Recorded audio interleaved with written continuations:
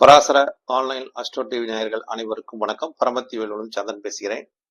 இந்த Parasara online astro TV மூலமாக உங்களிடத்தில் உங்கள் ராசிக்கு உண்டான ஒரு நிலைப்பாட்டை சொல்கிறேன் நண்பர்களே. இதை கேட்டுவிட்டு உங்களோட குடும்ப வாழ்க்கை, பொருளாதார நிலை, உங்களோட தொழில் நிலை, இதை பத்தி ஒரு பொதுவான ஒரு பதிவு இந்த பராசர ஆன்லைன் அஸ்ட்ரோ டிவி மூலமாக உங்களிடத்தில் பகிர்ந்து கொள்கிறேன். பரமத்தி வேலுடன் சந்திரன்.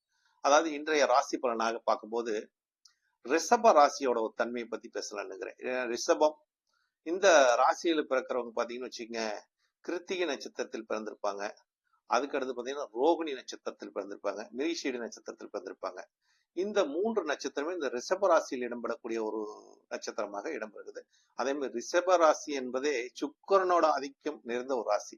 இப்ப இந்த ராசியில் பிறக்கிறவங்களுக்கு 7ஆம் இடம் கலஸ்தரம் என்று சொல்லக்கூடியவங்க எப்படி இருப்பாங்க, எப்படி இவங்களுக்கு ஒரு அந்யோன்யம் எப்படி இருக்கும், இவங்களுக்கு ஒரு விட்டு கொடுக்க தன்மை இருக்குமா, இல்ல 2 பேரும் சண்டை பண்ணிக்குவாங்களா அப்படிங்கிற ஒரு தன்மையெல்லாம் இதுல பார்க்கலாம் நண்பர்களே.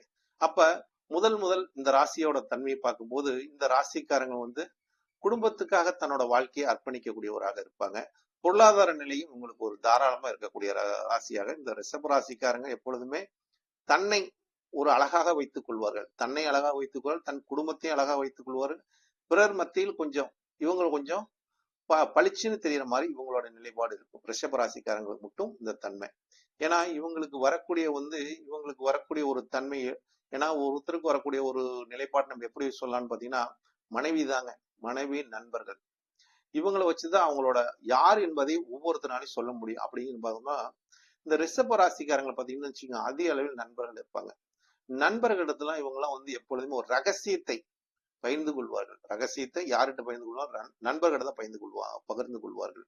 ஏன்னா இவங்க ரகசியத்தை ஏன்னா இவங்களுக்கு வரக்கூடிய ரிஷபம் என்பது இளமை காலம் ஒரு அற்புதமான ஒரு பொற்காலம் என்றே சொல்லலாம். அதாவது அவ்வளவு ஒரு சந்தோஷம், மகிழ்ச்சியோட வாழக்கூடிய ஒரு தன்மையாக, எப்பொழுதும் தன்னை சுத்தி இருப்பவர்களை கலகலப்பாக வைத்துக் கொள்ளும் மகிழ்ச்சியோட வாழக்கூடிய தன்மை இந்த ரிஷப ராசிக்காரங்களுக்கு உண்டுன்னு வச்சுங்களேன். இவங்களுக்கு ஆரம்ப வாழ்க்கை அதாவது ஆரம்ப வாழ்க்கைனா ஒரு 20 வயசுக்குள்ள வர வாழ்க்கையெல்லாம் பாத்தீங்கன்னா உண்மை இவங்களுக்கு எல்லாம் ஒரு வாழ்க்கை போறதே தெரியாது. அதாவது சீக்கிரம் இந்த வயசு வந்துருச்சு அப்படின்னு சொல்லக்கூடிய ஒரு தன்மை இவங்களுக்கு இருக்குன்னு வச்சுங்களேன். அதே மாதிரி இவங்களுக்கு ஒரு கலஸ்தரம்னு வரும்போது எப்படி இருக்குன்னு பாத்தீங்கன்னா, கலஸ்தரம் என்று 7ஆம் இடம் சொல்லக்கூடிய மனைவி ஸ்தானம். இப்போ மனைவி ஒரு பார்ட்னர்ஷிப், ஒரு கூட்டு பிசினஸ் செய்யறதெல்லாம் பாத்தீங்கன்னா, மனைவி கிட்ட இவங்க எப்பொழுதும் இவங்களுக்கு மனைவியை விட்டு கொடுத்து போறவங்களா தான் இருப்பாங்க. ரிஷபராசிக்காரங்க மனைவி கிட்ட சரண்டர் அடைஞ்சிருவாங்க அப்படிங்கிற தன்மை. ஏன்னா இவங்களுக்கு நட்பு வட்டாரங்கள் அதிகமா இருக்கும். அதனால திருமணம்னு ஆகும்போது தன் மனைவி கிட்ட இவங்க அவங்க பேச்சு கேட்டு அவங்க சொல்லப்படி கேட்கறத இவங்களுக்கு சிறப்பை தருங்க. இல்ல ஏன்னா சுக்கிரன் செவ்வாய் 7ஆம் இடம் செவ்வாயா வரக்கூடிய தன்மை. அதனால அந்த சுக்கிரன் செவ்வாய் இணையும் போது, அதாவது நண்பர்களோட மனைவின்னு வரும்போது இவங்களுக்கு நண்பர்களுக்கு முக்கியத்துவம் கொடுப்பாங்களா, மனைவிக்கு முக்கியத்துவம் கொடுப்பாங்களா? நிச்சயமாக நண்பர்களுக்கு அதிக அளவில் முக்கியத்துவம் கொடுத்து அடுத்ததாக மனைவிக்கு முக்கியத்துவம் கொடுக்க நண்பர்கள் தான் நிறைய பேர் நானே பார்த்திருக்கேன்னு வச்சுங்களேன். ரிஷப ராசிக்காரங்களை நிறைய பேர் பார்த்திருக்கக்கூடிய தன்மை உண்டு. ஆனா மனைவி கிட்ட சில விஷயத்தையும் அவங்க மறைக்கக்கூடிய தன்மையும் இருக்குன்னு வச்சுங்களேன். ஏன்னா நண்பர்கிட்ட கூட ஓப்பனா சொல்லிடுவாங்க, மனைவி கிட்ட சில விஷயத்தை மறைச்சு அவங்களோட நிலைப்பாடு இருக்கும். அப்ப இந்த ராசிக்காரங்களோட தன்மை 7ஆம் இடங்கிறது செவ்வாயை குறிக்கக்கூடியதுனால சுக்கிரன் செவ்வாய் எப்பொழுதுமே இவங்களுக்கும் ஒரு நட்பு அந்யோன்யம், அதாவது ஒருத்தர் புரிஞ்சுக்கூட தன்மை உங்ககிட்ட அதிகமா இருக்குன்னு வச்சுங்களேன். அதாவது தன் கணவர் பொய் சொல்றாரா உண்மை சொல்றாரான்னு அந்த 7ஆம் இடம் சொல்லிடும். அவங்க புரிஞ்சுக்குவாங்க. அதுலயே அவங்க தெரிஞ்சுக்குவாங்க, ஓ நீங்க இந்த மாதிரி எங்கிட்ட மறைக்கிறீங்களா அப்படின்னு அந்த நிலைப்பாட்டை அவங்க உணர்ந்தக்கூடிய தன்மை ரிஷப ராசிக்கு வரக்கூடிய ஒரு மனைவியா இருக்கட்டும், நண்பர்களா இருக்கட்டும், ஈஸியா அவங்களை புரிஞ்சக்கூடிய தன்மையும், அவங்க பொய் சொல்றாங்களா உண்மை சொல்றாங்களான்னு ஈஸியா கண்டுபிடிச்சிருவாங்க. அப்படிங்கிறது 7ஆம் இடம் பலம் பொருந்திய ஒரு இடமாக இருக்கும்னு வச்சுங்களேன். ஏன்னா 7ஆம் அதிபதி தான் போய் அவங்களாலதான் ஒரு பாக்கியமே கிடைக்கும். இந்த ரிஷப ராசிக்காரங்களுக்கு நண்பர்களால ஒரு பாக்கியம், மனைவியால ஒரு பாக்கியம், அதெல்லாம் கிடைக்கக்கூடிய அமைப்பு இவங்களுக்கு அந்த செவ்வாய் பகவான் தான் கொடுப்பாரு வேற. ஏன்னா அவரு தான் பாக்கியத்துல போய் உச்சம் பெறுகிறார். ஏன்னா சனி பகவான் இவங்களுக்கு பாதகத்தை கூட கொடுத்துருவார், தப்பு பண்ணா பாதகத்தை ஏற்படுத்திடுவார் அப்படிங்கிற தன்மை.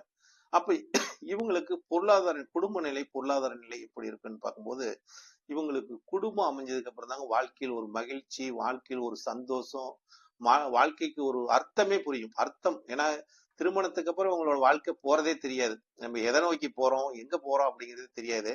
ஆனா திருமணத்துக்கு அப்புறம் தான் இவங்களுக்கு ஒரு ஒரு வாழ்க்கையோட அர்த்த நிலை தெரிஞ்சு தான் எதுக்கு நம்ம என்ன பண்ணணும் என்ன செய்யணும் அப்படிங்கிற ஒரு தன்மை வாழ்க்கையை உணர்ந்து வாழ்வார்கள். அதற்குண்டான ஒரு பொறுப்பான ஒரு நிலைக்கு வரக்கூடிய தன்மை அந்த குடும்பம் அமைஞ்சதுக்கு அப்புறம் தான் இவங்களுக்கு ஒரு பொருளாதார மேன்மையே வரும்னு வச்சுங்களேன். அது வரைக்கும் அந்த பொருளாதாரத்தை பத்தி இவங்க கவலைப்பட மாட்டாங்க. எவ்வளவு கையில் காசு இருந்தாலும் செலவழிக்கக்கூடிய தன்மையா இருப்பாங்க. ஆடம்பரமாக இருக்கக்கூடிய தன்மையும், அழகாக வைத்துக் கொள்ளக்கூடிய தன்மையும், தன்னை எப்பொழுதும் பாக்கெட்ல காசு வச்சிருந்தா நண்பர்களுக்காக அதிக செலவு பண்ணுவாங்க. இவங்களை பொறுத்தளவுக்கு பாக்கெட் மணி எடுத்துட்டு போயிட்டாங்கன்னா பிறருக்காக செலவு பண்ணக்கூடியவர். ஏன்னா தனஸ்தான அதிபதியா வரக்கூடிய சுக்கரன் தான்.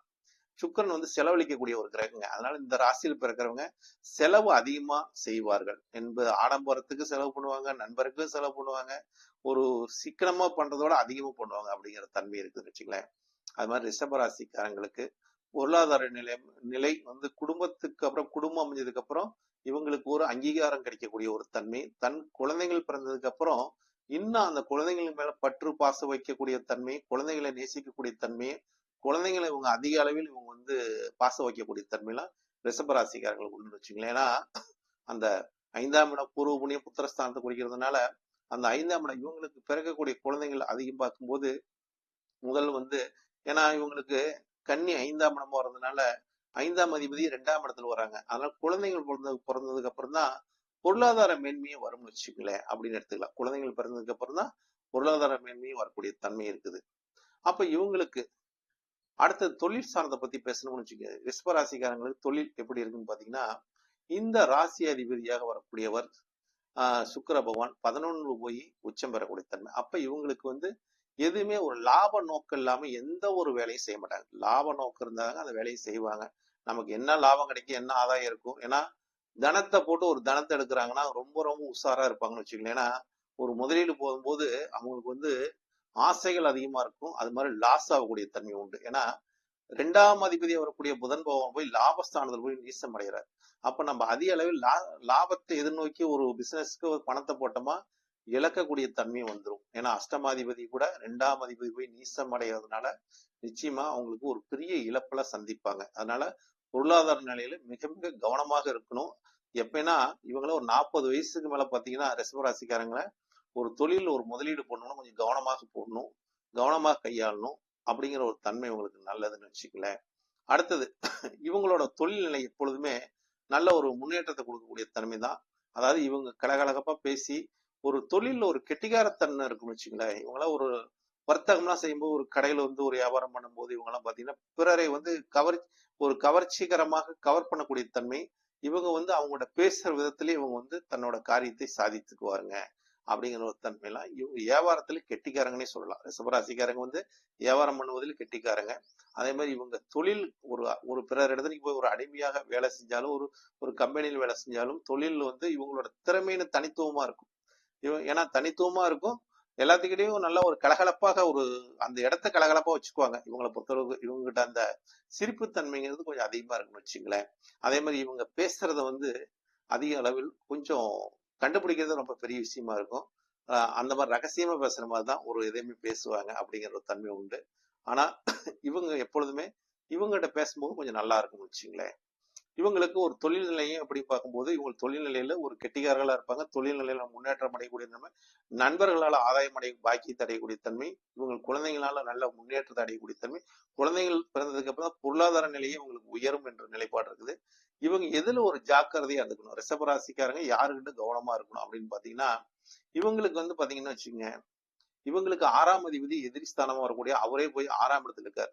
அப்ப இவங்களுக்கு இவங்களேதான் ஒரு பிரச்சனையை உண்டாக்கிக்குவாங்க அப்படின்னு. ஏன்னா வரவுக்கு மிஞ்சி செலவு பண்ணணும்னு வச்சுக்கோங்க. நம்ம இவங்களோட தன்மை என்னன்னா வரவுக்கு மீறி செலவு பண்ணுவாங்க. அதுதான் இவங்ககிட்ட பெரிய ஒரு மைனஸ் பாயிண்ட்டுங்க. அதை மட்டும் இவங்க கொஞ்சம் சுதாரிச்சுக்கிட்டாங்கன்னு வச்சுக்கோங்க. இவங்க அதுல வந்து கெட்டிகாரத்தன்மையா இருக்கும். ஆனா திருமணம் ஆனதுக்கு அப்புறம் வரவுக்கு மிஞ்சி செலவு பண்ண விட மாட்டாங்க. ஏன்னா அது வந்து அவங்க வந்து கண்ட்ரோல் பண்ணிடுவாங்க அப்படிங்கிற ஒரு தன்மை உண்டுன்னு வச்சுங்களேன். ஏன்னா இவங்களோட வீக்னஸே இவங்களுக்கு வந்து பாக்கெட்ல பணம் வச்சா அதிக செலவு பண்ணக்கூடிய, அதாவது பர்ஸ் வச்சுக்குவாங்க, நீட்டா வச்சுக்குவாங்க, செலவு அதிகம் பண்ணுவாங்க அப்படிங்கிற தன்மை உண்டு. எல்லாத்துக்கும் உண்டானா பொதுவா இந்த ராசிக்காரங்களை அந்த அளவுக்கு தான் இருக்கிறாங்க. நிறைய பேர் நான் பார்த்துட்டேன். அதனாலதான் இதை சொல்றேன்னு வச்சுங்களேன். அதனால இதை நீங்க இதை வந்து ஒரு நிலைப்பாட்டை வச்சுக்கிட்டீங்கன்னா உங்களுக்கு வெற்றியை தரும்னு வச்சுங்களேன்.